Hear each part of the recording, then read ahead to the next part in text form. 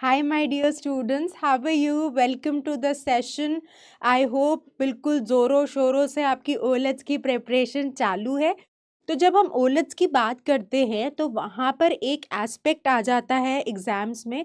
वो एस्पेक्ट है ग्रामर का। तो आपको कई ग्रामर बेस्ड क्वेश्चंस मिलते हैं।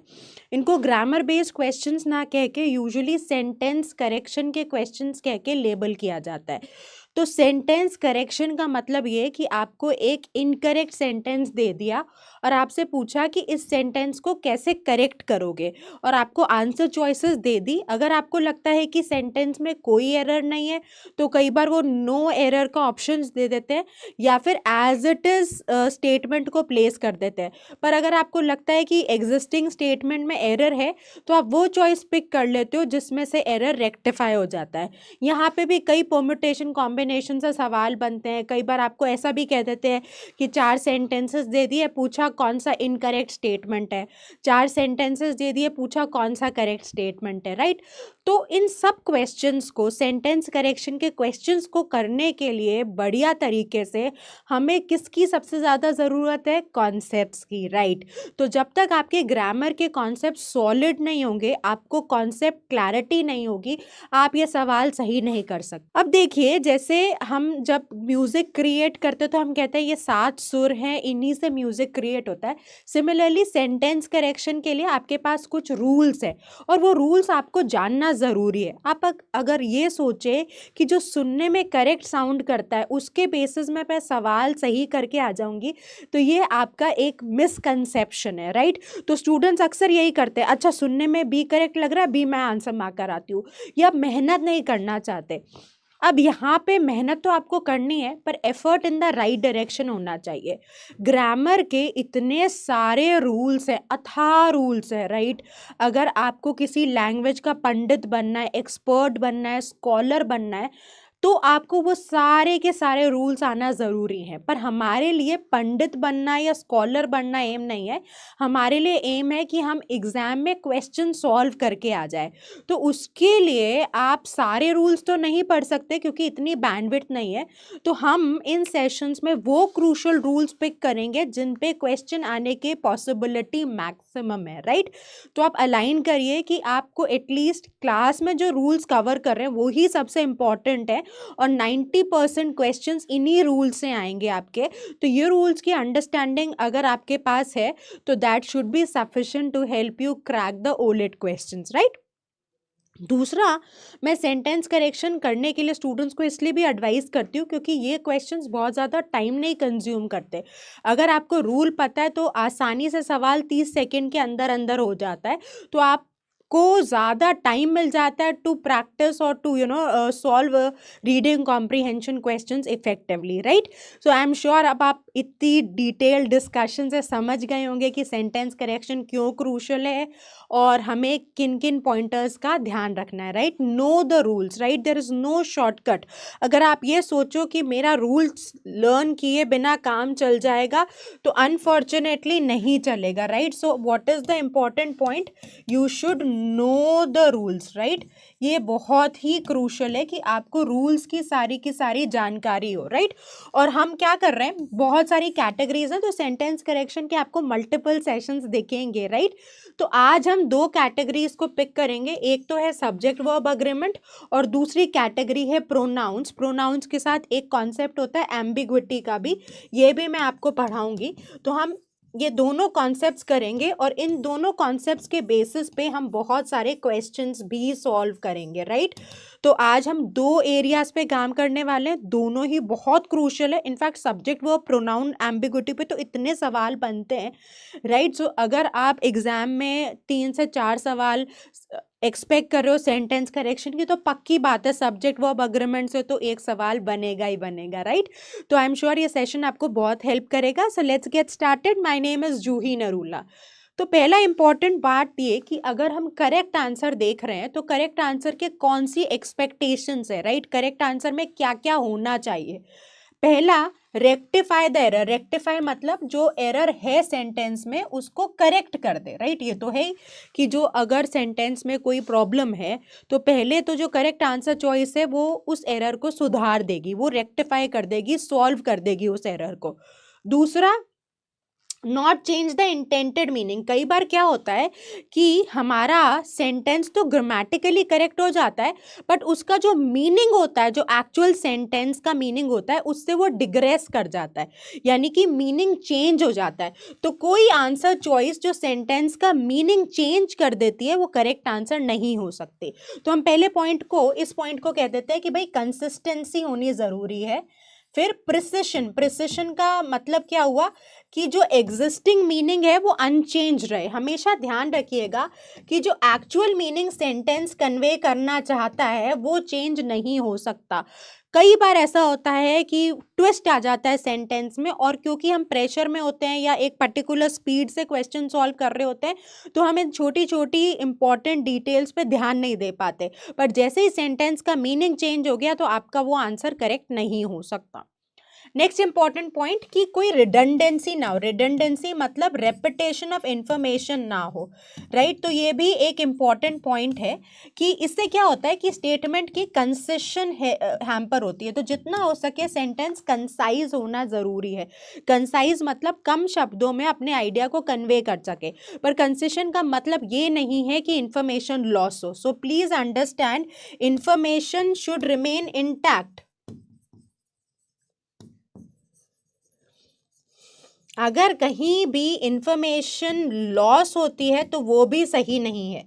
ना इंफॉर्मेशन टैम्पर हो, टैम्पर मतलब ना चेंज हो, ना इंफॉर्मेशन लॉस हो, ना इंफॉर्मेशन की रेपिटेशन हो, राइट। तो ये सारे पॉइंटर्स अगर आपके इंक्लूड हो जाते हैं तो फिर हमारा जो आंसर है वो एक करेक्ट आंसर की तरह हम इस्टेब्लिश कर सकते हैं। तो कौन से पॉइंटर्स हुए? पहला तो कंसिस्टेंसी, दूसरा प्रिसिशन, और तीसरा कंसेशन, यानी कि ग्रामर के एस्पेक्ट से सेंटेंस में कोई मिस्टेक ना हो, राइट। दूसरा, मीनिंग चेंज ना हो।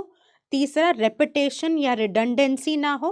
और जितना हो सके जो आंसर चॉइस कम शब्दों में without loss of information answer convey कर सके, आप उसको as a correct answer choice pick करेंगे। ठीक है जी। सो हमेशा this is valid for all the sentence correction questions, right. So this is valid for all sentence correction questions. आज हम 2 ही सेंटेंस करेक्शन के टॉपिक्स पिक कर रहे हैं, क्योंकि अगर इससे ज़्यादा टॉपिक्स मैं एक सेशन में पिक करूंगी तो हम कवर भी नहीं कर पाएंगे और आपके लिए भी इंटिमिडेटिंग हो जाएगा। So please understand, this is valid for all sentence correction questions. जो भी आप सेंटेंस करेक्शन के क्वेश्चंस करते हो, ये पॉइंटर्स वैलिड हैं, हर जगह एप्लीकेबल हैं। तो I will give you 1 minute, आप अच्छे से या तो इन पॉइंटर्स को अपने वर्ड्स में लिख लो। अगर आपको ये मेरे लिखे हुए वर्ड्स समझ में आते हैं और कनेक्ट कर पाते हैं तो आप इनको as it is jot down कर लो नोटबुक में। सेंटेंस करेक्शन क्वेश्चंस के लिए ये रूल्स बहुत ही क्रूशल हैं।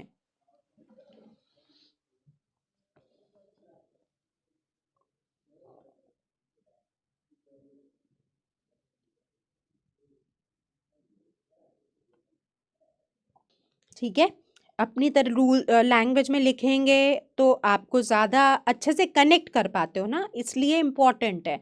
और जब भी ग्रामर की क्लास अटेंड करो, कुछ ना कुछ आप रूल्स लिखते रहो, उससे क्या होता है, रिटेंशन इफेक्टिव होता है। ग्रामर हम में से बहुतों के लिए बहुत बोरिंग है, क्योंकि हमें एक तो इंटरेस्ट नहीं आता, हम एप्लीकेशन नहीं सीखते, बस रूल रूल याद करते रहते हैं, और इतने सारे रूल से कई बार बहुत ज़्यादा प्रेशर बिल्ड हो जाता है। तो इसके लिए इसमें फोकस करने का बढ़िया तरीका है कि आप पैरेलली रूल्स को लिखते रहो और जितना हो सके सवाल सॉल्व करो। So when you will solve a lot of questions, you will get clarity, you will get better understanding, आपको इम्पैक्ट दिखेगा रूल सीखने का, राइट, एप्लीकेशन दिखेगी। तो उससे फिर क्या होता है, कॉन्फिडेंस आता है, मोमेंटम बिल्ड होता है, क्वेश्चन थोड़े आसान लगने लगते हैं, और वही हम चाहते हैं एग्जाम में, है ना। So please take care of these important pointers. ठीक है, चलिए अब आगे बढ़ते हैं। अब स्ट्रैटेजी क्या होनी चाहिए, अप्रोच क्या होनी चाहिए? तो सबसे पहले आप अंडरलाइन स्टेटमेंट को पढ़ोगे, जो भी स्टेटमेंट आपको प्रोवाइडेड है, और उसमें देखोगे कि क्या आपको कोई एरर दिख रहा है। अगर एरर दिखता है तो उसके बेसिस पे आप कुछ आंसर चॉइसेस को एलिमिनेट कर सकते हो। कैसे? मैं इसका एप्लीकेशन अभी क्वेश्चंस पे दिखाऊंगी, राइट। और आप उन आंसर चॉइसेस को भी एलिमिनेट कर सकते हो जहां पे एरर रिपीट हो रहा है। फिर बची हुई आंसर चॉइसेस में देखो, पहला कि कोई नया एरर ना इंट्रोड्यूस हो रहा हो, मीनिंग ना चेंज हो रहा हो, रिडंडेंसी ना हो, और ये स्टेप्स रिपीट करते रहो जब तक आप करेक्ट आंसर तक ना पहुंचो।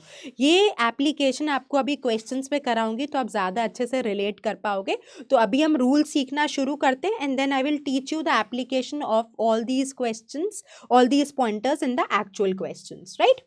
तो सबसे पहले सब्जेक्ट वर्ब अग्रीमेंट क्या होता है, इसको हम सब्जेक्ट वर्ब अग्रीमेंट की जगह सब्जेक्ट वर्ब अकॉर्ड भी बोल देते हैं। अकॉर्ड का मतलब भी अग्रीमेंट ही है, राइट। तो ये एसवी जो लिखा था वो सब्जेक्ट वर्ब अग्रीमेंट लिखा हुआ है, राइट। अब सबसे पहले आपको ये समझना जरूरी है कि ये सब्जेक्ट क्या होता है। सब्जेक्ट होता है कर्ता, जो हिंदी में डूअर, कर्ता बोलते हैं हिंदी में, और डूअर, डूअर मतलब person who is performing, right.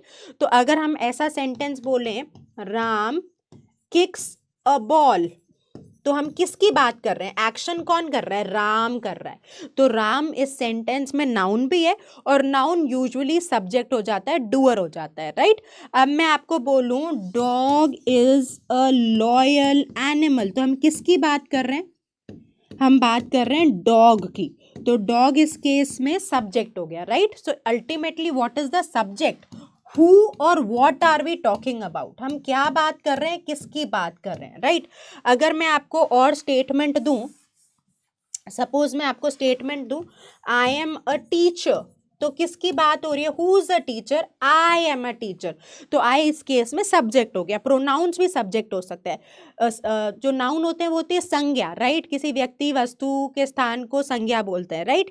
So noun is a name of a person, place, animal और अ थिंग। प्रोनाउंस क्या है, रिप्लेसर्स है, मतलब words we use instead of nouns, उनको हम प्रोनाउंस बोल देते हैं, जिसको हिंदी में सर्वनाम बोलते हैं, right. He, she, they, them, it, ये सारे के सारे प्रोनाउंस हैं। तो मैं अगर कहूं ही लव्स रीडिंग, तो हम किसकी बात कर रहे हैं, हम ही की बात कर रहे हैं, राइट। तो इसमें ही सब्जेक्ट हो गया, राइट, अंडरस्टूड। तो हमने आई, ही, राम, डॉग, ये सारे के सारे क्या है, सब्जेक्ट्स हैं। इन दो केसेस में प्रोनाउन सब्जेक्ट है, इन दो केसेस में नाउन सब्जेक्ट है, राइट। और इफ आई से mister Modi is the prime minister of the country, ठीक है, is the prime minister of India, तो हमने इस केस में जो हमारा सब्जेक्ट है वो मिस्टर मोदी हो गए, राइट। और इफ आई से Dhoni is an amazing player, तो इस केस में हमारा सब्जेक्ट क्या हो गया, धोनी, राइट। तो अब आई एम श्योर आपको सब्जेक्ट समझ में आ गया। तो सब्जेक्ट यूजुअली या तो नाउन या प्रोनाउन होता है सेंटेंस में, जिसके बारे में आप बात कर रहे हो। तो उस केस में हम धोनी की बात कर रहे थे, इस केस में हम आई की बात कर रहे हैं, इस केस में ही की बात कर रहे हैं, राम की बात कर रहे हैं, डॉग की बात कर रहे हैं, मोदी जी की बात कर रहे हैं। तो सारे के सारे कौन से कैटेगरी में आए, इनको हमने कह दिया कि भाई ये सारे प्रोनाउंस या नाउन्स हैं और ये सारे सब्जेक्ट की तरह बिहेव कर रहे हैं इन द सेंटेंस, राइट। अब अगर आपको कोई सब्जेक्ट की डेफिनेशन लिखनी है तो I will just step aside, आप लिख सकते हो। मैंने एक ये वर्ड्स हटा दिए थे, डूअर या करता, राइट। तो ये आप लिख लो so that it stays with you, है ना। And then I will explain you कि व्हाट इज द वर्ब, और फिर हम सब्जेक्ट वर्ब अग्रीमेंट के कॉन्सेप्ट पर आते हैं।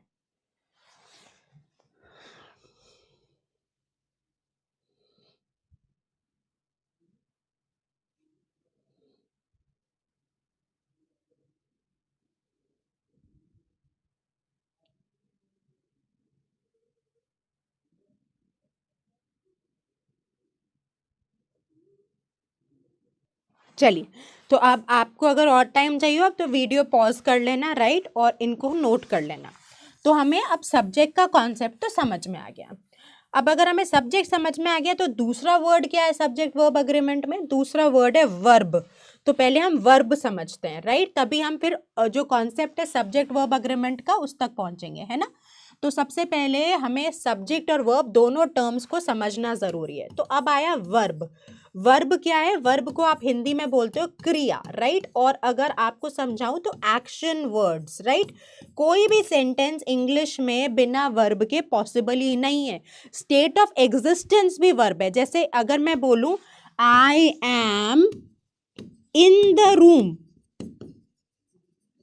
सो एम भी इस केस में वर्ब है, राइट। अगर मैं कहूं ही इज अ ट्रेनर, तो इस केस में इज वर्ब है, राइट।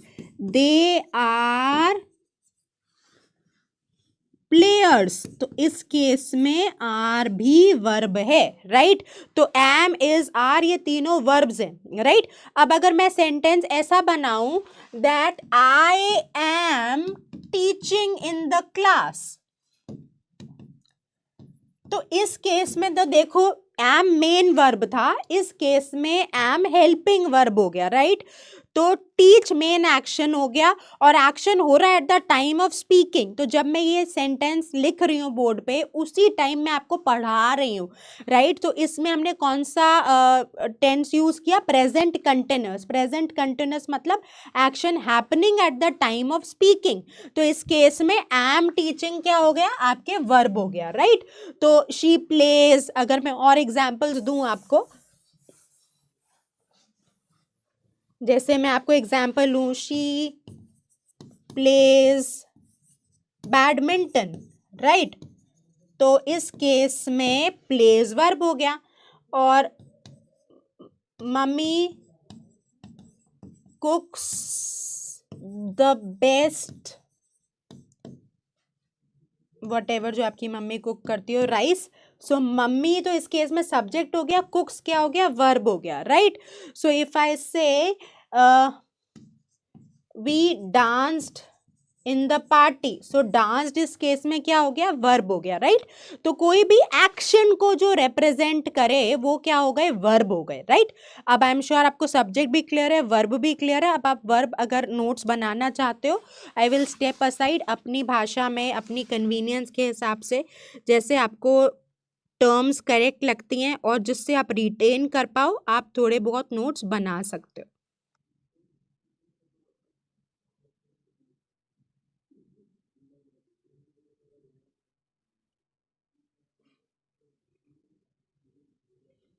ठीक है, चलो। और टाइम चाहिए हो तो वीडियो को पॉज कर लेना और फिर लिख लेना। चलो, तो अब हमें सब्जेक्ट भी समझ में आ गया, हमें वर्ब भी समझ में आ गया। तो फिर अब हम नेक्स्ट क्या सीखें? नेक्स्ट हम सीखते हैं सब्जेक्ट वर्ब अग्रीमेंट। तो सब्जेक्ट वर्ब अग्रीमेंट क्या होता है? सब्जेक्ट वर्ब अग्रीमेंट कहता है कि भाई देखो, कि अगर तुम्हारा सब्जेक्ट सिंगुलर है तो वर्ब सिंगुलर होगा, और अगर अब तुम्हारा सब्जेक्ट प्लूरल है तो वर्ब प्लूरल होगा। सिंगुलर का मतलब एक वचन, प्लूरल का मतलब बहुवचन, right. So singular is one, more than one we call in English plural, right. तो सिंगुलर प्लूरल अगर समझ में आ गया तो अब आते हैं वर्ब से।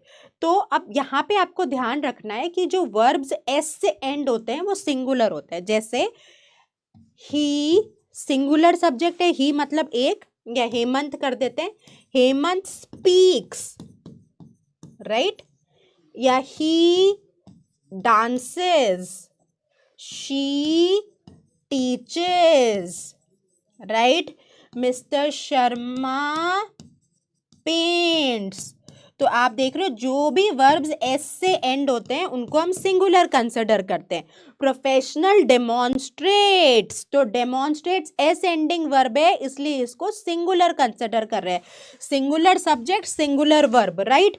प्रोफेशनल्स डेमोन्स्ट्रेट, तो प्लूरल सब्जेक्ट प्लूरल वर्ब। तो ये सारे एग्जाम्पल्स में हमने क्या किया? Singular subject singular verb. आप चाहो तो ये एक बार पॉज करके लिख लेना, आई विल स्टेप असाइड, राइट। और अगर हम प्लूरल की बात करें तो हम सेंटेंसेस को कैसे बनाएंगे?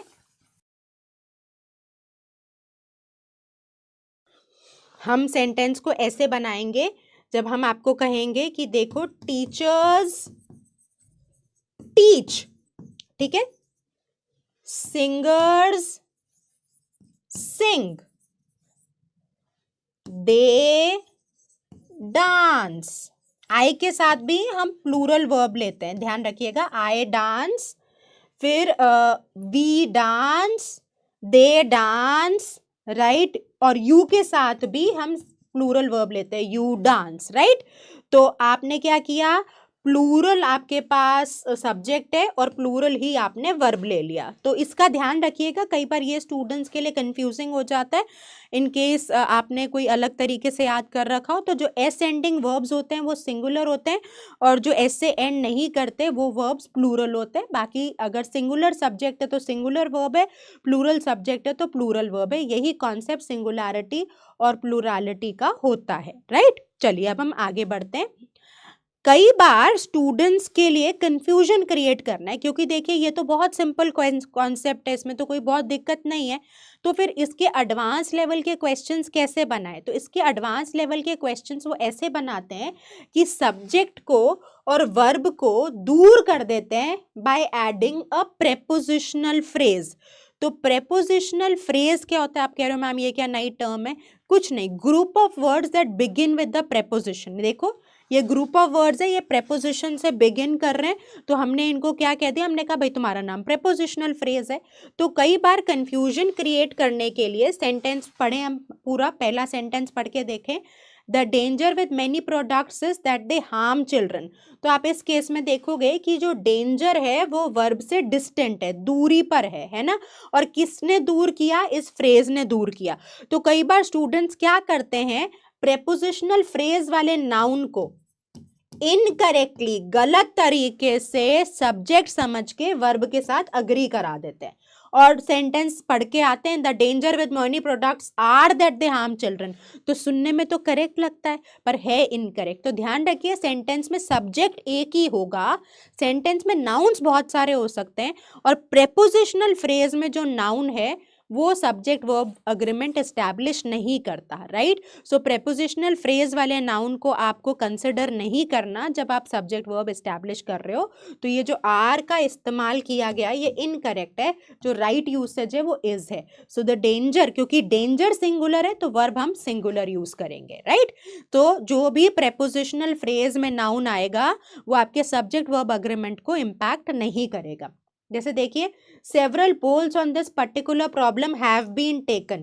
तो ये देखिए on this particular problem prepositional phrase है, पोल्स मेरा प्लूरल सब्जेक्ट है, तो जो मेरा यहाँ पर वर्ब आएगा वो भी प्लूरल आएगा। अगर तुम हैज लगा दोगे तो ये गलत हो जाएगा, राइट। क्योंकि ऑन दिस पर्टिकुलर प्रॉब्लम में जो प्रॉब्लम है वो फ्रेजल प्रेपोजिशनल फ्रेज का पार्ट है, वो सब्जेक्ट नहीं है। तो भूल के भी ये गलती मत करना। प्रेपोजिशनल फ्रेज क्या? Group of words that are beginning with the preposition. तो उसमें जो नाउन आ रहा है वो सब्जेक्ट नहीं कंसिडर किया जाता, तो उससे वर्ब अग्री नहीं करवाएंगे। Main subject of the sentence से हम वर्ब को अग्री करवाएंगे, ठीक है। सिमिलरली एक और एग्जाम्पल देखिए, the war between the opposing forces has cause many people to flee the city. तो यहाँ पे देखिए वॉर सिंगुलर है, बिटवीन से अपोजिंग फोर्सेस तक प्रेपोजिशनल फ्रेज है, इसका असर वर्ब पे नहीं पड़ेगा। वॉर सिंगुलर सब्जेक्ट है तो जो हमारा वर्ब होगा वो भी सिंगुलर होगा। अगर आपको नहीं पता तो देखें, हैज सिंगुलर होता है और हैव प्लूरल होता है, ठीक है जी। तो ये एक इम्पॉर्टेंट ट्रैप है, इसको एक बार ज़रूर रिवाइज करिएगा एग्जाम के हिसाब से, यहाँ पर ये रूल आपके लिए ज़रूरी है। चलिए अब अगर आप दो सिंगुलर सब्जेक्ट्स को एंड से कंबाइन करते हो तो सब्जेक्ट प्लूरल हो जाएगा। जैसे मैं बोलूं Ram and Priya are going to the market, तो आप कहोगे हाँ भाई ठीक है। फिर तो इस केस में हमने क्या किया कि राम एंड प्रिया, तो ये सब्जेक्ट क्या हो गया? प्लूरल हो गया, इसलिए हमने जो वर्ब का इस्तेमाल किया वो भी प्लूरल किया। पर अगर आप दो सब्जेक्ट्स को इन फ्रेजेस से ज्वाइन करते हो, ये 4 फ्रेजेस ही स्टैंडर्ड है, अगेन ये आपको लिस्ट है, ये आपको याद करनी है, you have to learn this list. तो अगर आप इनसे कंबाइन करते हो तो आपका जो वर्ब है उसका इम्पैक्ट सिर्फ पहले वाले वर्ड से पड़ता है। देखिए यानी कि आपने ये सेंटेंस पढ़ो, Angelina Jolie together with her husband Brad Pitt is arriving to the party. तो एंजेलिना जोली सिंगुलर है, आपने इस फ्रेज से together with her husband Brad Pitt से ब्रैड पिट को कंबाइन किया, पर हमारा जो सब्जेक्ट है वो सिंगुलर ही रहेगा। अगर आप सेंटेंस ऐसे भी बनाते, Angelina Jolie accompanied by Brad Pitt, या Angelina Jolie along with Brad Pitt, या Angelina Jolie as well as Brad Pitt. इन चारों से अगर आप ब्रैड पिट को कंबाइन करते तो आपका वर्ब क्या रहता, सिंगुलर ही रहता। राइट, इंपॉर्टेंट है क्योंकि ये रूल पता नहीं होता बच्चों को तो फिर फंस जाते हैं। तो कोई भी आप एलिमेंट अगर इन चार फ्रेजेस से कंबाइन करोगे तो उसका इम्पैक्ट नहीं आता वर्ब पे। राइट, तो Angelina Jolie together with her husband Brad Pitt is arriving, Angelina Jolie accompanied by Brad Pitt is arriving to the party, Angelina Jolie along with Brad Pitt is arriving to the party. हाँ, अगर sentence आप ऐसे बनाते Angelina Jolie and Brad Pitt are arriving to the party, ठीक है, तो अगर आप एंड से कंबाइन करते तो आपका जो वर्ब है वो प्लूरल हो जाता। पर अगर आप इन चार फ्रेजेस से कंबाइन करोगे तो आपके वर्ब पे सिर्फ एंजेलिना जोली का इम्पैक्ट पड़ेगा, ब्रैड पिट का कोई इम्पैक्ट नहीं पड़ेगा। जैसे मैंने आर को आपका ये एग्जाम्पल दे दिया कि एंजेलिना जोली एंड, यहाँ पर अंतर देखिए, यहाँ पे जो फ्रेज आपने यूज किया है वहां पे ये फ्रेज यूज किया together with her husband Brad पिट, और यहाँ पर आपने जो फ्रेज यूज किया है एंड यूज किया है, इसकी वजह से डिफरेंस आया। ठीक है जी, समझ गए बात को। चलिए अब आगे बढ़ते हैं, हम नेक्स्ट रूल देखते हैं। तो जब आप जेरेंड यूज करते हो एज अ सब्जेक्ट, जब भी आप जेरेंड को यूज करोगे एज अ सब्जेक्ट तो आपको ध्यान में रखना है कि जो वर्ब होगा वो सिंगुलर होगा। अब आप कहोगे मैम पहले जेरेंड बताओ, चलो जेरेंड बताती हूँ आपको। मैंने दो सेंटेंस लिखे, एक सेंटेंस लिखा I am teaching in the class, ठीक है, तो हमने इस केस में क्या किया, एम टीचिंग मेरा वर्ब है, इसमें तो किसी को दिक्कत नहीं। आप कहोगे मैम बिल्कुल सही बात कह रहे हो। मैं पूछूं सब्जेक्ट क्या, आप कहोगे मैम आई आपका सब्जेक्ट है। राइट, ये तो कहानी बहुत सिंपल है, बिल्कुल सही। अगर मैं बोलूं टीचिंग इज माय पैशन, तो इस केस में अगर आप देखोगे तो टीचिंग क्या है, टीचिंग मेरा सब्जेक्ट है, टीचिंग क्या है, मेरा सब्जेक्ट है। राइट, और टीचिंग अगर मेरा सब्जेक्ट है तो मेरा वर्ब क्या है, इज। अब इस केस में टीचिंग वर्ब था, इस केस में टीचिंग सब्जेक्ट है। देख रहे हो अंतर, इस केस में टीचिंग तो आपने वर्ब की तरह इस्तेमाल किया, इस केस में टीचिंग आप कैसे यूज कर रहे हो, टीचिंग यूज कर रहे हो एज अ सब्जेक्ट। तो हमें ये सीखना जरूरी है कि भाई इस सेकंड यूसेज को आप जेरेंड कह देते हो, जब वर्ब का फर्स्ट फॉर्म, वर्ब का फर्स्ट फॉर्म यानी टीच वर्ब का फर्स्ट फॉर्म है। राइट, वर्ब का फर्स्ट फॉर्म प्लस आईएनजी अगर आप सब्जेक्ट की तरह या नाउन की तरह इस्तेमाल करते हो तो हम कहते हैं भाई तेरा आज से नाम क्या है, तेरा आज से नाम जेरेंड हो गया। इस्तेमाल करने का तरीका है, अब आप बहुत तरीके से करते हो। देखो, डांसिंग जेरेंड है, इज माई हॉबी क्योंकि सब्जेक्ट की तरह यूज हो रहा है तो हमने इसके साथ वर्ब क्या किया, सिंगुलर यूज किया। Cooking, cook plus ING subject की तरह यूज हो रहा है, इसका नाम जेरेंड है, इसके साथ सिंगुलर वर्ब जाएगा। Tracking, again track plus ING, तो यहाँ पर क्या है, अगेन कैसे यूज हो रहा है, यूज हो रहा है एज अ सब्जेक्ट, तो इसका नाम क्या हो गया, जेरेंड। हमने इसके साथ वर्ब जो यूज किया सिंगुलर यूज किया।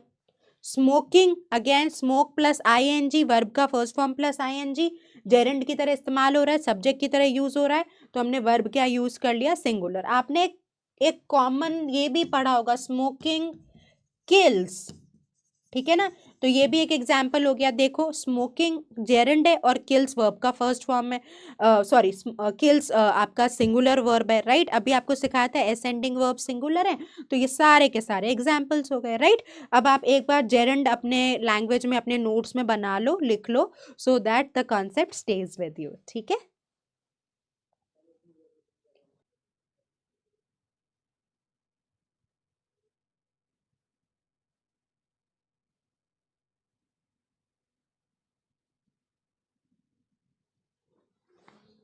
चलो, तो आई एम श्योर आपने लिख लिया होगा।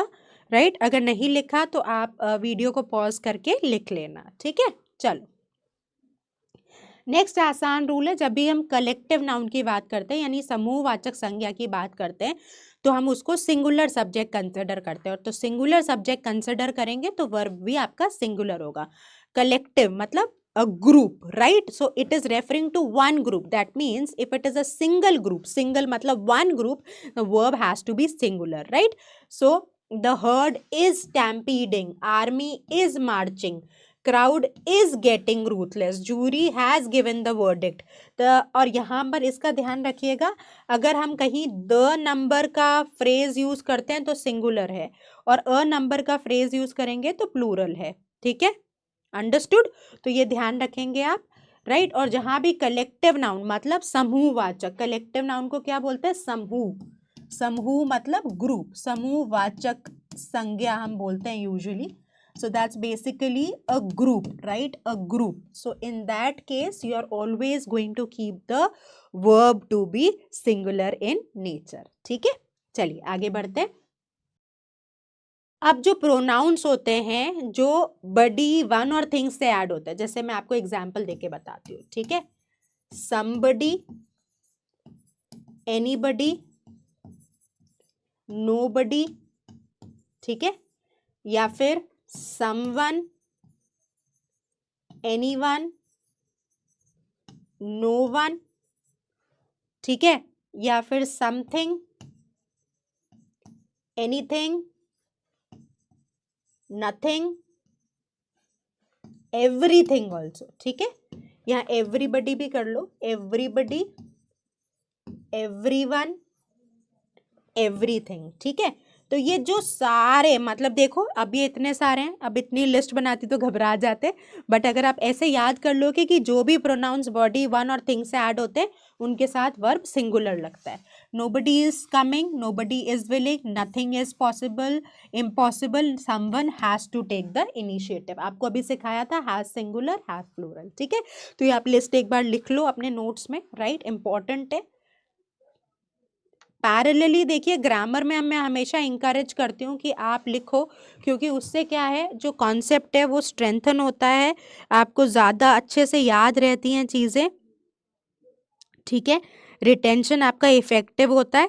सो ये हमको बहुत ही हेल्प करता है to do better with the grammar based questions. तो आप ये लिस्ट लिख सकते हो, right? Everybody, somebody, anybody, nobody, everyone, someone, anyone, no one, something, anything, nothing, everything, right? तो I've read it, अगर थोड़ी writing में आपको दिक्कत लगे तो I've read the list also for you, so that you can make some smart notes so that the concept stays with you.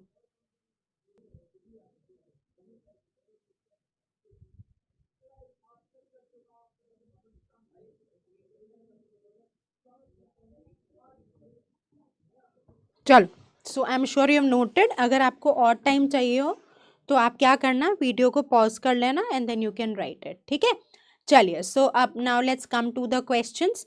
अब ये इसी का रूल का इम्पैक्ट है। पहले तो हम एक बार चलते हैं ये देखने के लिए कि क्या स्टेप्स थे। तो read the sentence to look for errors, find the incorrect options, eliminate. बाकी सेंटेंसेस को देखिए कि कोई नया एरर तो नहीं इंट्रोड्यूस हो रहा, मीनिंग तो चेंज नहीं हो रहा, और रिडंडेंसी तो नहीं है। और इन स्टेप्स को रिपीट करिए till you reach to the right answer. तो यही स्टेप्स का एप्लीकेशन मैं आपको क्वेश्चन में दिखाऊंगी। और एक मैंने यहाँ पर आपको एक रूल सिखाया था, the number is singular and a number is plural. तो इसी का है एक पहला सवाल है, करके देखते हैं। तो देखिए, द नंबर इज सिंगुलर, ये मैंने लिखाया है आपको रूल पे, है ना। तो the number of candidates chosen for the glorious engineering internship. ठीक है, तो आप देख रहे हो द नंबर सिंगुलर है, तो जो हमारा वर्ब है वो भी क्या होना चाहिए, सिंगुलर होना चाहिए। यानी हमें एग्जिस्टिंग स्टेटमेंट हमने पढ़ा, उसमें हमें एरर दिखता है, तो हम वो आंसर चॉइसेस को एलिमिनेट कर देते हैं जहां पे एरर है। तो यानी कि हैव वाली चॉइसेस इनकरेक्ट है, ए और बी एलिमिनेट हो गया। ये हमने पहला स्टेप किया। वी रेड द सेंटेंस, हमने पढ़ा था कि द नंबर इज सिंगुलर। कौन सा रूल यूज किया, द नंबर इज सिंगुलर। ठीक है, तो हमने देखा कि भाई द नंबर फ्रेज यूज हुआ है, तो हम यहाँ पर सिंगुलर यूज करेंगे, कंसिडर करेंगे। तो वर्ब भी सिंगुलर है, यहाँ पे वर्ब हैव यूज हुआ है विच इज प्लूरल। तो इसके बेसिस पे हमने ए और बी को एलिमिनेट कर दिया, right. So read the sentence, rule ने कहा था, जो हमने स्ट्रैटेजी पढ़ी थी कि हम सेंटेंस पढ़ेंगे, हमें अगर एरर दिखेगा तो हम क्या करेंगे, हम पहले दो सेंटेंसेस जहाँ पे एरर रिपीट हो रहा है, मतलब जिस भी आंसर चॉइस में, उसको एलिमिनेट कर देंगे। तो इस ग्राउंड पे हमने पहले दो आंसर चॉइसेस को एलिमिनेट कर दिया। ठीक है, अब हम क्या करेंगे, बाकी आंसर चॉइसेस पढ़ेंगे और देखेंगे कि कहां पर एक तो कोई नया एरर इंट्रोड्यूस नहीं होना चाहिए, मीनिंग चेंज नहीं होना चाहिए और रिडंडेंसी नहीं होनी चाहिए, ठीक है। So let's see, has more than doubled, तो इसको रख सकते हैं, ठीक है। Has been more than doubling, तो ये ग्रामर की दृष्टि से इनकरेक्ट है। हैज डबल्ड इवन मोर, तो इवन मोर से मीनिंग चेंज होता है, तो जो करेक्ट आंसर चॉइस होगी वो सी होगी, राइट। बस यही करना था आपको, राइट। चलिए, so now let's come to the next question. तो एक बार आप पढ़ के देखो इस सेंटेंस को और फिर हम इसको सॉल्व करते हैं साथ में।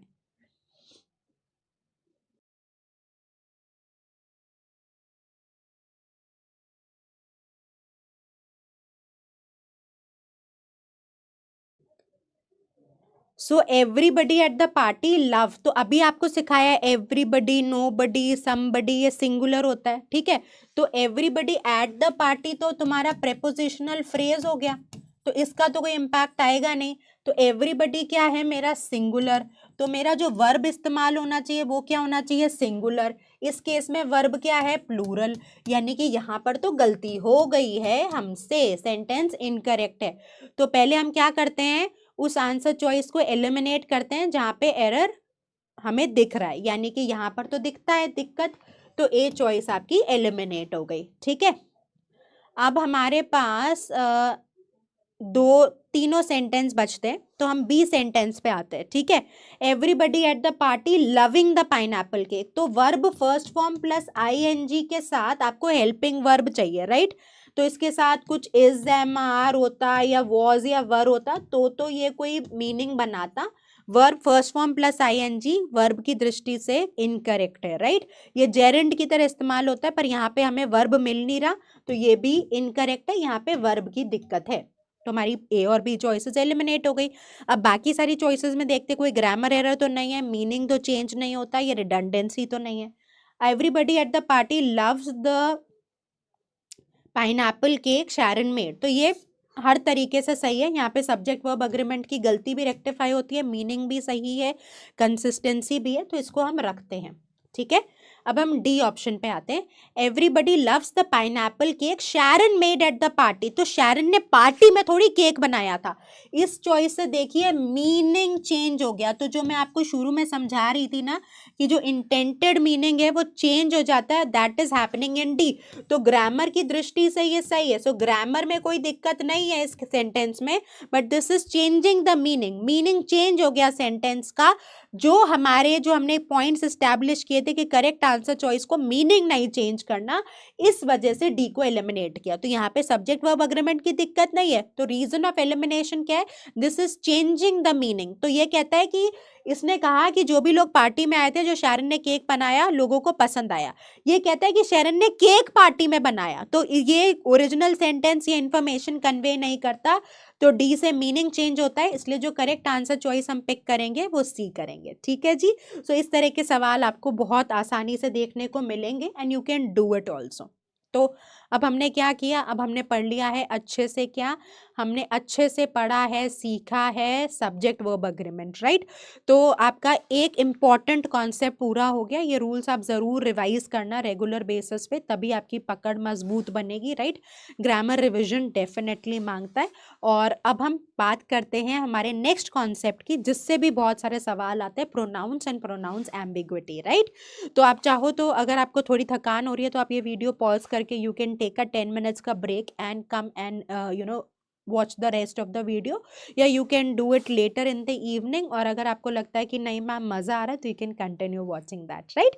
पर देखना ज़रूर, क्योंकि ग्रामर के क्वेश्चंस बहुत कम टाइम लेते हैं, और एक बार रूल समझ में आ गया तो आपके लिए बहुत आसान हो जाएंगे, ठीक है जी। तो चलिए अब हम बात करते हैं प्रोनाउंस की। तो प्रोनाउंस जैसा मैं आपको शुरू में समझा रही थी कि प्रोनाउन क्या होता है, प्रोनाउंस होते हैं सर्वनाम, राइट। तो जो संज्ञा के स्थान में शब्दों का प्रयोग किया जाता है उनको सर्वनाम कहते हैं।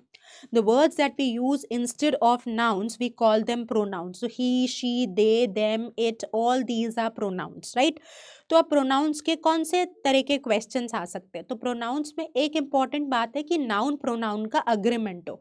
नाउन प्रोनाउन के अग्रीमेंट की बात यह है कि जैसे अगर तुम सिंगुलर नाउन के लिए प्रोनाउन यूज करोगे तो प्रोनाउन सिंगुलर होगा, राइट। तो जैसे मैं कहूँ कि अदिति इज माई फ्रेंड, ठीक है, मैंने ये सेंटेंस बोला तो मैं उसके बाद नेक्स्ट सेंटेंस लिखूं, she is a hard working girl,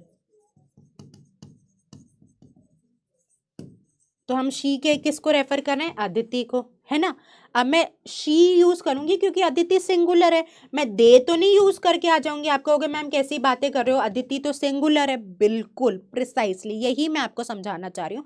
इसी को नाउन प्रोनाउन अग्रीमेंट कहते हैं, राइट, कि आपने सिंगुलर नाउन के लिए सिंगुलर प्रोनाउन को पिक करना है, प्लूरल नहीं पिक करके आ जाना, बस यही का ध्यान रखना। ये तो लॉजिक बेस्ड है, राइट। तो ग्रामर अगर आप अल्टीमेटली न्यूट्रल पर्सपेक्टिव से देखोगे ना तो आप समझो कि सारा लॉजिक ही है, राइट। तो यहाँ पर देखिए everyone should do their homework. अब मैंने आपको अभी सिखाया कि एवरीवन को हम सिंगुलर कंसिडर करते हैं, तो सिंगुलर के लिए आप प्लूरल तो नहीं यूज कर सकते, इसलिए ये ग्रामर की पर्सपेक्टिव से इनकरेक्ट है। एवरीवन शुड डू हिज और her homework, this is correct, right. जैसे Labrador is one of the most intelligent breeds of dogs but they can't help you preparing for exam. तो Labrador एक breed की बात हो रही है, आउट ऑफ सारी ब्रीड्स लैब्राडोर की बात हो रही है, तो दे तो इनकरेक्ट हो गया ना, तो इसकी जगह हम क्या यूज करेंगे, इट, राइट। तो ये बहुत कॉमनली आस्क्ड क्वेश्चंस हैं। एक बार आई विल स्टेप असाइड, आप ये अच्छे से स्लाइड पढ़ो, समझो कॉन्सेप्ट को, and then we will proceed further. Simple noun pronoun agreement है, अगर आपका नाउन सिंगुलर है तो प्रोनाउन आप सिंगुलर यूज करोगे और कॉन्टेक्स्ट को अच्छे से समझने के बाद डिसाइड करोगे कि हमें कौन सा प्रोनाउन यूज में लाना है।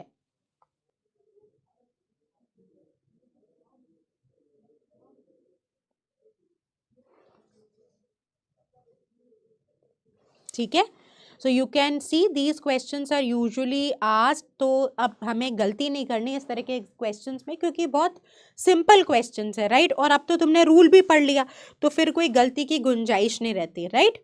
तो अब ये एक रूल देखो कि अगर हम दो सिंगुलर नाउन्स को एंड से कंबाइन करते हैं और उन नाउन्स के पहले एवरी लगा देते हैं, ठीक है, तो जो हमारा प्रोनाउन होगा वो सिंगुलर हो जाएगा। वापस पढ़ो, अगर हमने दो सिंगुलर नाउन्स लिए, उनको एंड से कंबाइन किया और उन दो सिंगुलर नाउन्स के पहले हमने एवरी लगा दिया, तो सेंटेंस में जो प्रोनाउन यूज होगा वो सिंगुलर यूज होगा। और ईच के लिए भी सेम रूल है। So when two singular nouns, singular nouns कौन से हैं, ऑफिसर और इंस्पेक्टर, इनको हमने एंड से ज्वाइन किया और जो नाउन्स हैं उनके पहले हमने एवरी या ईच लगा दिया, तो जो हमारा प्रोनाउन सेंटेंस में यूज होगा वो क्या होगा, सिंगुलर यूज होगा। ठीक है जी, चलिए, so I hope this makes sense, समझ में आ गया। तो ये भी कई बार पूछ लेते हैं। आगे बढ़ते हैं कि जब भी आप कोई नेगेटिव आइडिया एक्सप्रेस कर रहे हो और आप पर्सनल प्रोनाउन की बात कर रहे हो, तो पर्सनल प्रोनाउंस कौन से होते हैं मैं सिखाती हूँ आपको, ठीक है। सो हम फर्स्ट पर्सन में जो आपसे बात कर रही हो, आप मेरी बात सुन रहे हो तो आप सेकंड पर्सन हो, और हम सपोज किसी लड़की की बात करें जिसका नाम अदिति, और मैं कह रही हूँ अदिति तो बहुत मेहनत करती है, तो Aditi is the third person. वापस सुनो, मैं आपसे बात कर रही हूँ तो जो स्पीकर है वो फर्स्ट पर्सन है, जो लिसनर है वो सेकंड पर्सन है, और थर्ड पर्सन हम जिसके बारे में बात कर रहे हैं। तो अगर हम कोई नेगेटिव आइडिया को एक्सप्रेस करेंगे, राइट, तो जो करेक्ट सीक्वेंस होगा वो क्या होगा, पहले फर्स्ट पर्सन, फिर सेकंड पर्सन और फिर थर्ड पर्सन। तो आई, वी ये फर्स्ट पर्सन है, यू सेकंड पर्सन है, दे, शी, ही ये थर्ड पर्सन हो गया, राइट। तो ये करेक्ट सीक्वेंस है, ये सीक्वेंस इनकरेक्ट है, right. So this is incorrect, this is correct. तो जब भी आप नेगेटिव आइडिया को एक्सप्रेस करते हो, पहले फर्स्ट पर्सन, जैसे I am the first person, फिर सेकंड पर्सन यू, और थर्ड पर्सन, तो नेगेटिव आइडिया ना, पनिशमेंट मिल रहा है तो सेंटेंस में जो इंटेंटेड आइडिया है वो नेगेटिव आइडिया है। तो जब भी आप नेगेटिव आइडिया को एक्सप्रेस कर रहे हो तो जो सीक्वेंस रहेगा, first person, second person and third person. ठीक है, चलिए, तो अगर हमारे पास पॉजिटिव आइडिया आता है तो हमारा सीक्वेंस क्या रहेगा, पॉजिटिव आइडिया में हमारा सीक्वेंस रहेगा सेकंड पर्सन, थर्ड पर्सन और फिर फर्स्ट पर्सन, राइट। सो ये वाला जो यूसेज है ये इनकरेक्ट है और ये वाला यूसेज आपका करेक्ट है। ठीक है, तो अप्रिसिएशन पॉजिटिव आइडिया है तो पहले सेकंड पर्सन, फिर थर्ड पर्सन और फिर फर्स्ट पर्सन। ठीक है, अभी आपको थोड़ा सा मैम मदद नहीं कर पाएंगे, ये आपको लर्न ही करना पड़ेगा। आई विश कोई स्ट्रैटेजी होती, but you have to learn this, right. तो अगर हम जैसे अप्रिसिएशन मिल रहा है तो पॉजिटिव आइडिया है, तो पॉजिटिव आइडिया का सीक्वेंस क्या हो गया, 2 3 1। ठीक है, और अगर नेगेटिव आइडिया एक्सप्रेस कर रहे हैं और उसमें पर्सनल प्रोनाउंस यूज कर रहे हैं तो उसका जो सीक्वेंस हो गया वो क्या हो गया, फर्स्ट पर्सन, सेकेंड पर्सन और थर्ड पर्सन, तो 1 2 3, right. So this is really important. चलो अब हम आगे बढ़ जाते हैं। अगर हमारे पास दो सिंगुलर नाउन्स हैं और हम उसको और, नॉर, नाइदर नॉर से कनेक्ट करते हैं तो जो प्रोनाउन सेंटेंस में यूज होता है वो सिंगुलर यूज होता है। देखो रॉबिन, रौनक सिंगुलर नाउन्स है, हमने उसको और से कनेक्ट किया तो हमने जो सेंटेंस में प्रोनाउन यूज किया वो क्या किया, सिंगुलर यूज किया, राइट। सो रॉबिन और Raunak must do his project. अब यहाँ पर देयर सुनने में करेक्ट लगेगा but their incorrect answer choice है। ठीक है, सिमिलरली आपने नेक्स्ट सेंटेंस में रौनक और रोहित को नाइदर नॉर से कनेक्ट किया तो जो सेंटेंस में प्रोनाउन यूज होगा वो सिंगुलर यूज होगा, राइट। तो ये लिस्ट याद रख लेना, और, आइदर और, नाइदर नॉर, राइट। तो इनसे आप जो भी प्रोनाउंस कंबाइन करोगे, अगर आप सिंगुलर नाउन्स कंबाइन करते हो तो उनके लिए जो प्रोनाउन का इस्तेमाल होगा वो सिंगुलर होगा। ठीक है, चलिए अब ये ध्यान रखेंगे कि अपॉस्ट्रफी क्या होता है। अपॉस्ट्रफी यूज होता है पोजेशन के लिए, राइट। अपॉस्ट्रफी मैं कई बार ऐसे तो पढ़ा चुकी हूँ आपको।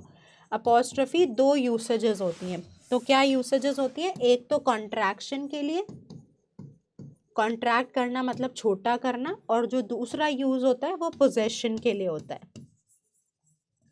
जैसे मैंने बोला राम्स कार, तो ये किसकी, राम की कार है। ठीक है, सो का की पोजेशन, बिलोंगिंगनेस शो करने के काम आता है। तो आप जब बोलते हो राम की कार या चिल्ड्रंस पार्क, ठीक है, या फिर बोलूं स्नेहाज बुक, स्नेहा की बुक। ठीक है, सो यहाँ पे बिलोंगिंगनेस के लिए। पर जब हम पोजेसिव प्रोनाउंस की बात करें, पोजेसिव प्रोनाउंस मतलब जो बिलोंगिंगनेस शो करते हैं, जैसे his car, her dress, their property, ठीक है, माय अम्ब्रेला। ठीक है, सो ये वर्ड देखो, हिज, हर, देयर, माय, ये तो बिलोंगिंगनेस शो कर रहे हैं ना, राइट। एसोसिएशन शो कर रहे हैं, बिलोंगिंगनेस शो कर रहे हैं, तो यहाँ पर पोजेसिव प्रोनाउंस के साथ अपॉस्ट्रफी नहीं लगती। हमेशा ध्यान रखिएगा, पोजेसिव प्रोनाउंस अपॉस्ट्रफी नहीं लेते, नाउंस लेते हैं अपॉस्ट्रफी। कॉन्ट्रैक्शन ये होता है, जैसे आपने कैन नॉट को, आई एम श्योर आप बहुत बच्चे ऐसे कांट लिखते होगे, जैसे आई एम को आई अपॉस्ट्रफी एम लिख देते हैं, यू आर को यू अपॉस्ट्रफी आर ही लिख देते हैं। तो यहाँ पे ध्यान रखिएगा कि जो पोजेसिव प्रोनाउंस हैं ये अपॉस्ट्रफी नहीं लेते, बहुत इंपॉर्टेंट है, इस पे कई बार हमें सवाल देखने को मिलते हैं। एक बार इस रूल को लिख लीजिए आप। ठीक है,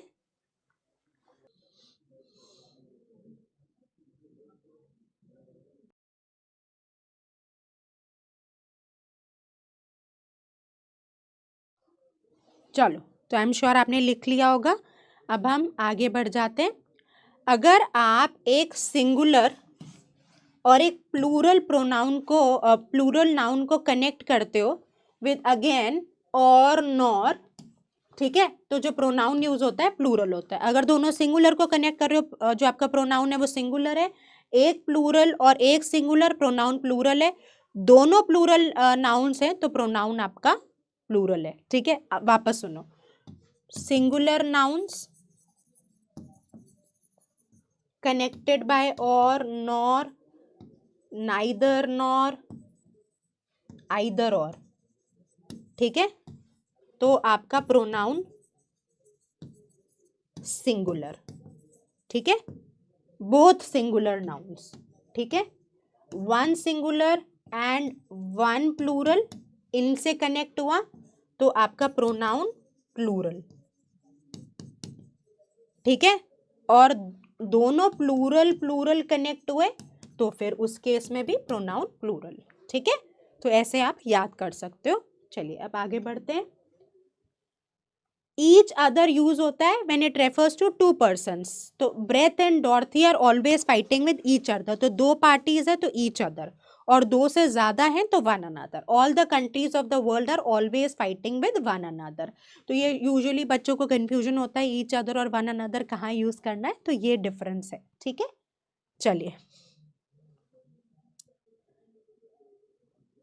अब हम बात करते हैं रिलेटिव प्रोनाउंस की। तो रिलेटिव प्रोनाउंस क्या होते हैं, जहां पर आप दो सेंटेंसेस को कंबाइन करते हो। पहले देखो, mister Ram is my teacher,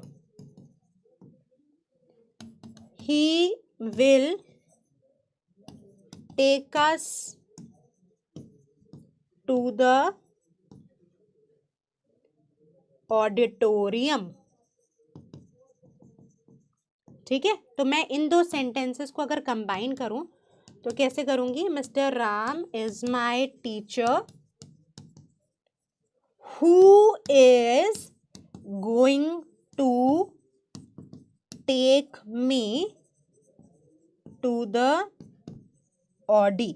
ठीक है, तो हमने देखो दो सेंटेंसेस को कंबाइन किया, यही रिलेटिव प्रोनाउंस का रोल होता है, कंबाइन करना। ठीक है, तो ध्यान रखेंगे हु पर्सन्स के लिए यूज होता है, विच एनिमल्स या नॉन लिविंग थिंग्स के लिए यूज होता है। ठीक है, विच एक सेंटेंस को भी रेफर कर सकता है। तो ये पहला स्टेटमेंट देखो, the person who is honest is trusted, देखो पर्सन के लिए यूज किया। दिस इज द कैट विच, सो यहाँ पे देखो कैट एनिमल है, उसके लिए हमने विच यूज किया, और यहाँ पर सेंटेंस को रेफर कर रहा है। Shelly said she saw me in the museum which was a lie, so which is the entire statement. ठीक है, so this is the entire statement which is it is referring to. ठीक है जी, चलिए सो हम आगे बढ़ते हैं अब।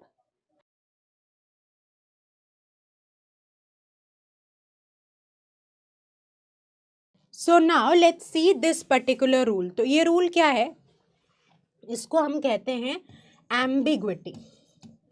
एम्बिग्विटी का मतलब something which is not clear. ठीक है, तो अगर हम सेंटेंस में एक प्रोनाउन यूज कर रहे हैं और हमें ये क्लैरिटी नहीं मिलती कि वो प्रोनाउन किस नाउन के लिए यूज हो रहा है, तो हम कह देते हैं भाई इस केस में प्रोनाउन एम्बिग्विटी है। कैसे, let's see by some examples. तो आप ये पहला सेंटेंस पढ़ो, Miss Jolly gave Sandra her perfume. तो अभी हमें समझ में नहीं आ रहा हर किसको रेफर कर रहा है, सैंड्रा को या जॉली को।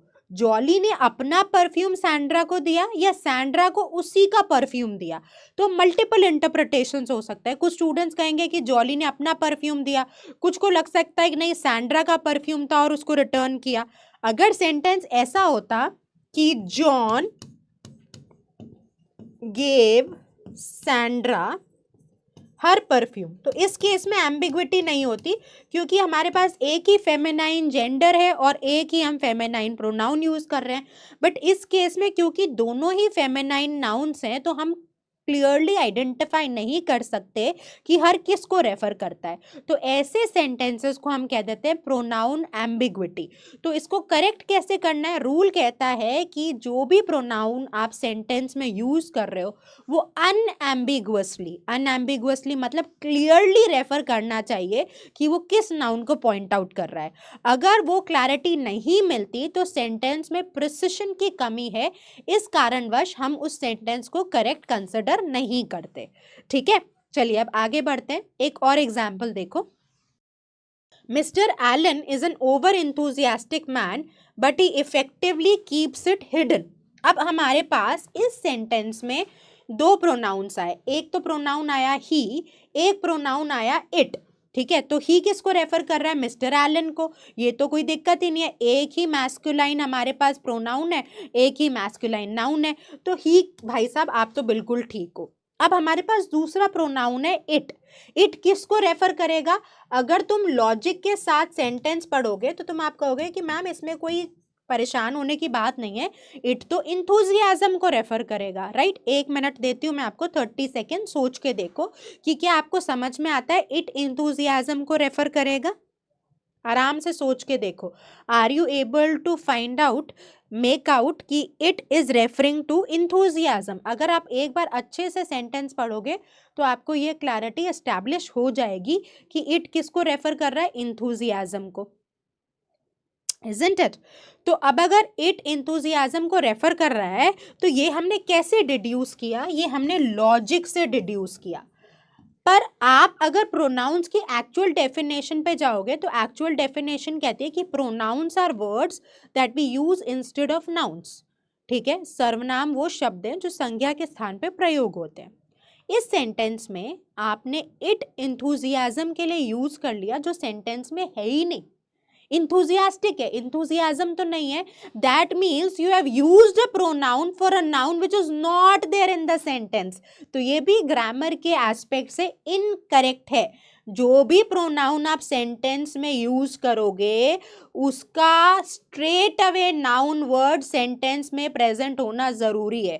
ऐसा नहीं कि हम लॉजिक से डिड्यूस कर रहे हैं, लॉजिकल डिडक्शन नहीं करना, abide by the rule, right. अगर आप सेंटेंस में कोई भी प्रोनाउन यूज करते हो तो उसका नाउन फिजिकली प्रेजेंट होना जरूरी है सेंटेंस में।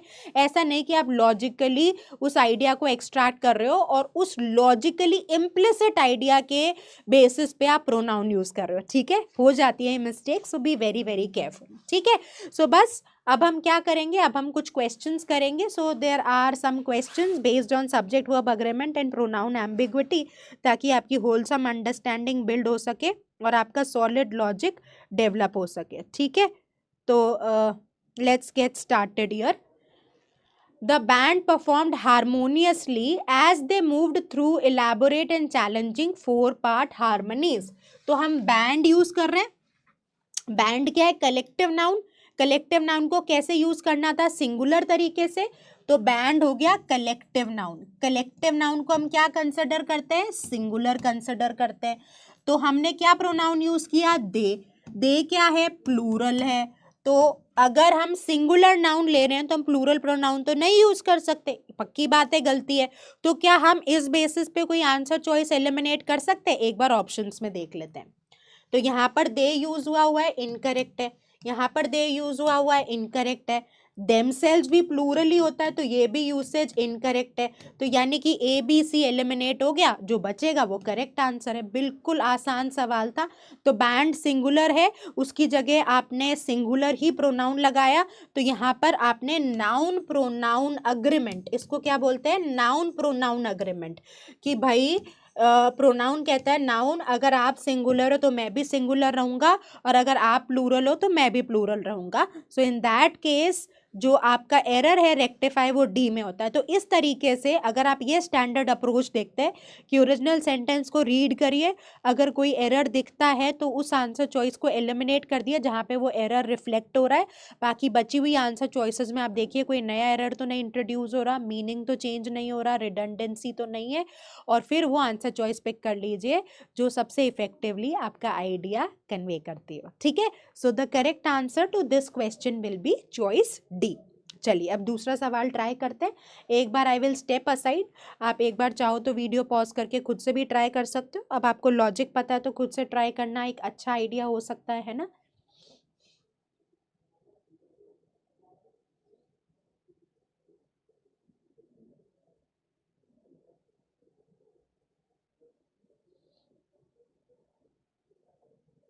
ठीक है, चलिए। So anyone who chooses to be a part of coalition, तो एनीवन, एनीवन सिंगुलर, अभी आपको बताया था एनीबडी, एवरीबडी, ये सब सिंगुलर कंसिडर होते हैं, है ना। तो अगर आपको सिंगुलर कंसिडर करना है तो इस केस में एनीवन चूज कर रहा है तो उसके लिए क्या रिक्वायर्ड है, पीपल, तो फिर ट्रैप आंसर चॉइस हो गई, है ना।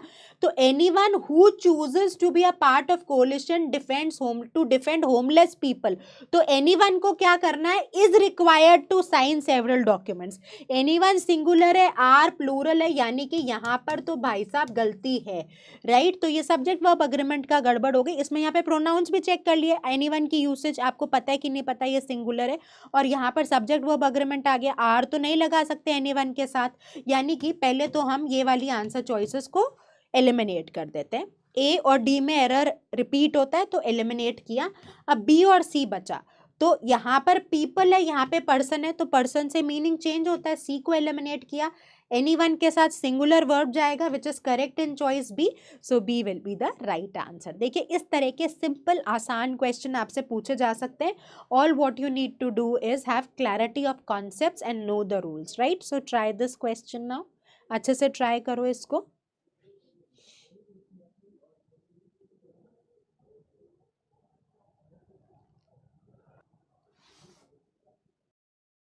चलो, the sisters of youth revolution, तो ये क्या है, ये एक सिंगुलर नाउन है, राइट। वॉलंटरी, तो तुम सिस्टर्स देखे कंफ्यूज मत हो जाना, नाम है तो नाम है पर कंपनी एक है। देखो यहाँ पे इसने क्लू भी दिया, अ वॉलंटियर सिस्टर ऑर्गेनाइजेशन, ठीक है। Admits as members only women who can prove lineal descent, तो sisters of youth revolution singular subject, verb admits है, सिंगुलर वर्ब है, तो यानी कि सिंगुलर सब्जेक्ट और सिंगुलर ही वर्ब, तो ये तो कोई दिक्कत नहीं दिखती हमें एक बार में, है ना।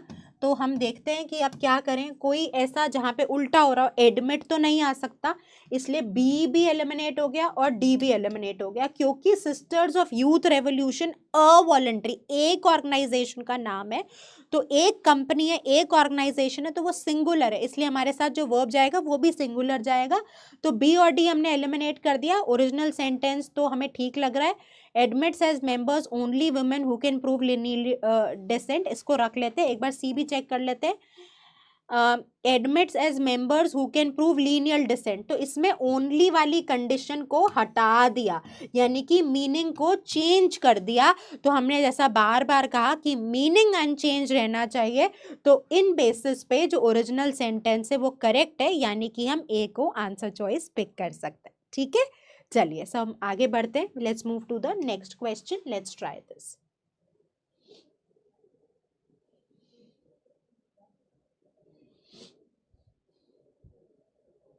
अच्छे से पढ़ो ये सवाल।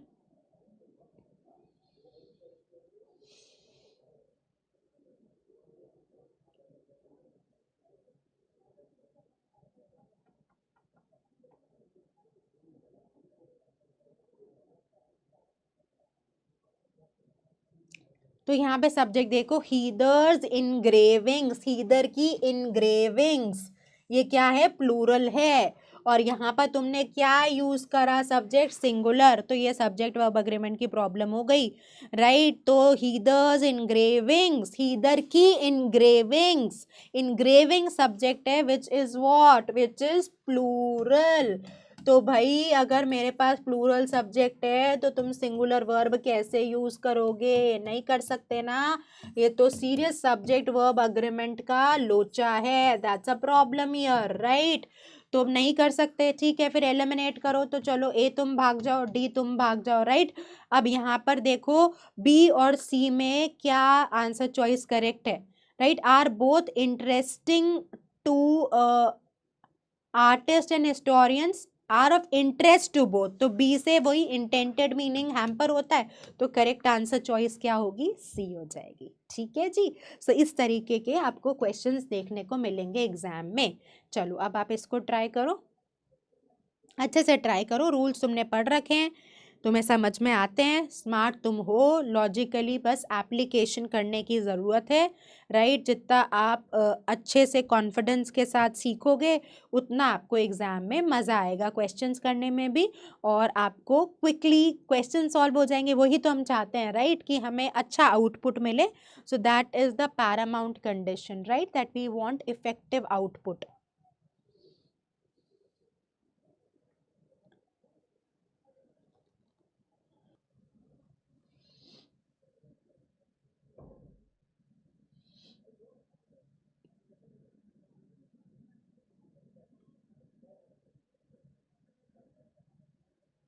चलो, so let's see this, mathematical analysis, तो एनालिसिस तो सिंगुलर होता है भाई, तुम सिंगुलर हो तो तुम्हारा वर्ब प्लूरल कैसे हो गया, ये तो चक्कर है, राइट। तो हमें एरर दिख गया, अब हम एलिमिनेशन कर देते हैं, तो भाई तुम प्रोवाइड वाले तुम चले जाओ, सी चले जाओ, अब बी और डी है, ठीक है। तो यहाँ पर हम पढ़ते हैं, mathematical analysis provides evidence that animals other than humans use a hierarchical structure. ठीक है, तो अब यहाँ पर हम देखेंगे कि एनिमल्स और ह्यूमंस के लिए यूज हुआ, करेक्ट, यूज तो करेक्ट है, एनिमल्स और ह्यूमंस प्लूरल है, वर्ब प्लूरल है। अब एक्चुअली दिक्कत क्या है कि बी और डी में ये प्रोवाइड्स वाली कहानी तो सही हो गई दोनों में, पर यहाँ पे an animal other than a human use कर लिया, तो यूज अंडरलाइन नहीं है, यूज तो प्लूरल है, तो हम सब्जेक्ट सिंगुलर करके वर्ब प्लूरल तो एस्टैब्लिश नहीं कर सकते, तो ऐसे आपको चकमा दे जाते हैं। तो आप ध्यान रखेंगे कि आप इस तरह के ट्रैप में ना फंसे। यूज जो भी नॉन अंडरलाइन पोर्शन है, यानी जिसको अंडरलाइन नहीं किया गया है, वो ग्रामर के एस्पेक्ट से करेक्ट है, वो एग्जामिनर की दृष्टि से करेक्ट है, तो हम उसको चैलेंज नहीं कर सकते, उसको चेंज नहीं कर सकते। तो अगर यहाँ पर यूज एक प्लूरल वर्ब दिया गया है तो उसका सब्जेक्ट प्लूरल होना जरूरी है। डी में जो सब्जेक्ट है उसको उन्होंने सिंगुलर कर दिया, तो यहाँ पर जैसे ही सब्जेक्ट सिंगुलर होगा वहां पे सब्जेक्ट वर्ब अग्रीमेंट की दिक्कत आ जाएगी, which will make the overall sentence go wrong. That is the reason हम डी को एलिमिनेट कर रहे हैं और बी को as the correct answer choice pick कर रहे हैं। ठीक है जी, चलिए, so let's move to the next question. Please try this, अच्छे से ट्राई करो इसको।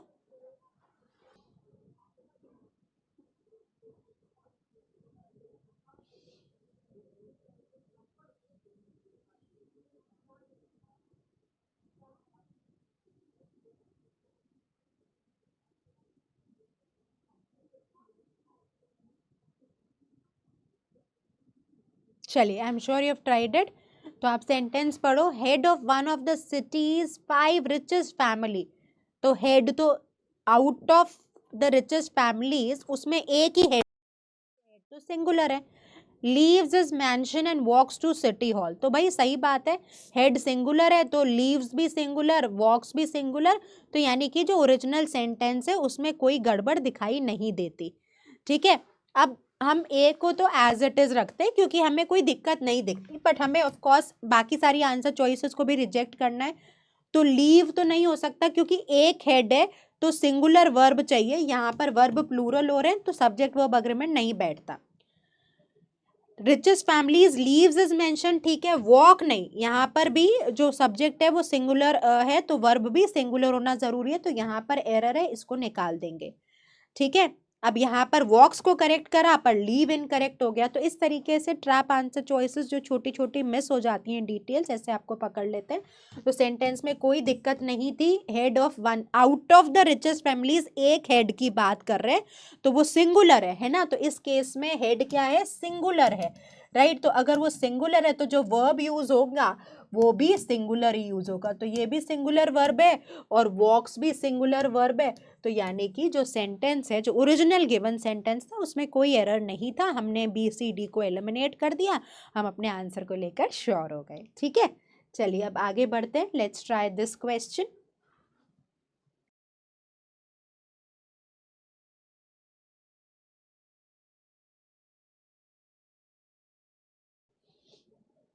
अच्छे से ट्राई करो इस क्वेश्चन को।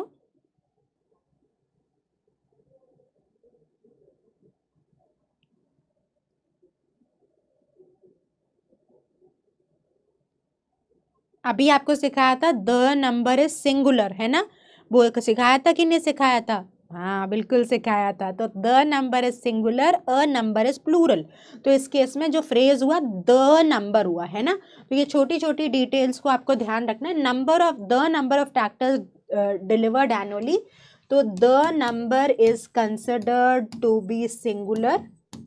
ठीक है, ये कई बार भूल जाते हैं, तो इसके लिए मल्टीपल क्वेश्चंस मैंने इंक्लूड कर दिए थे ताकि आपको एप्लीकेशन याद रहे, राइट। तो ये आप लिख भी लेना, अगर नहीं लिखा तो इम्पॉर्टेंट कॉन्सेप्ट है, क्वेश्चंस में कई बार टेस्ट होता है। तो द नंबर सिंगुलर है तो हैव यहाँ पे यूज नहीं कर सकते, तो भाई तुम हैव नहीं यूज कर सकते तो बेटे जी ए और बी तो एलिमिनेट हो गया। अब आपके पास बचा हैज़ डिक्रीज फ्रॉम 200 मिलियन, तो ये सही है, has decrease from 200 million down, तो डिक्रीज और डाउन ये तुमको समझ में आ रहा है, इसको हम बोलते हैं रिडंडेंट। रिडंडेंट मतलब इंफॉर्मेशन रिपीट होती है, और जैसा मैं आपको शुरू से बता रही हूँ कि रिडंडेंसी को हम अवॉइड करते हैं in terms of correct answer, तो यहाँ पर रिडंडेंसी है, एरर सॉर्टेड है, पर यहाँ पे रिडंडेंट है, तो बिटवीन सी एंड डी कौन सी चॉइस कंसाइज है, कौन सी कम वर्ड्स में इफेक्टिवली आंसर कंट्रीब्यूट कर रही है, कौन सी में रेपिटेशन ऑफ इंफॉर्मेशन नहीं है, सी में नहीं है, तो what will be the right answer choice, C. तो ये रिडंडेंसी कैसे एग्जिस्ट करती है आंसर चॉइस में, मीनिंग चेंज वाले मैंने आपको ऑप्शंस दिखा दिए, रिडंडेंसी कैसे कंफ्यूज करती है वो आप एक बार इस ऑप्शन से भी सीख सकते हो। इसको अच्छे से पढ़ लो ताकि आपको एग्जाम में समझ में आ जाए कि रिडंडेंसी का कॉन्सेप्ट होता क्या है, राइट।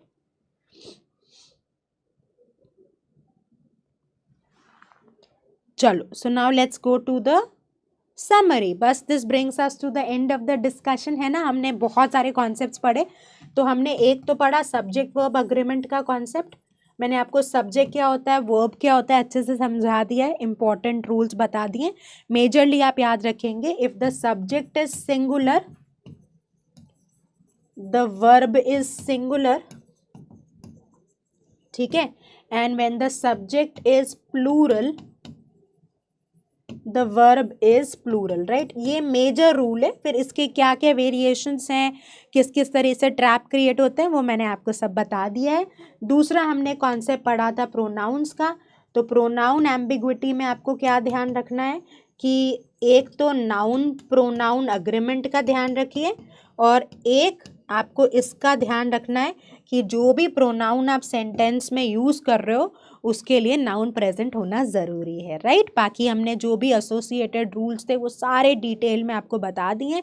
इतने rules are more than sufficient to help you crack questions of both these categories, ठीक है। अब इम्पॉर्टेंट क्या है ग्रामर में कि जब भी आप ग्रामर के क्वेश्चन सॉल्व करते हो तो आपकी मेरी यही आपको बार बार सलाह है, पहला जितना हो सके रिवाइज करते रहिए, ठीक है, जितना हो सके इम्प्लीमेंट करिए रूल्स को, राइट। एप्लीकेशन से ही कॉन्सेप्ट आएगा, राइट। और एक इम्पॉर्टेंट एडवाइस ऑल्सो कि practice as many questions as you can, right. So revise it frequently, implement the logic, apply to the question, practice as much as you can so that you gain momentum, you become confident. क्योंकि grammar के questions attempt करने के लिए आपको confidence ज़रूरी है, right. False confidence नहीं कि जो सुनने में करेक्ट लग रहा है, but to know the rules rightly, to know how to implement them, to solve the question based on the rules, right? So this brings us to the end of the discussion. I hope you really enjoyed learning these grammar rules. Multiple times revision जरूर करिएगा, ध्यान रखिए, consistent रहिए. All the best, take care.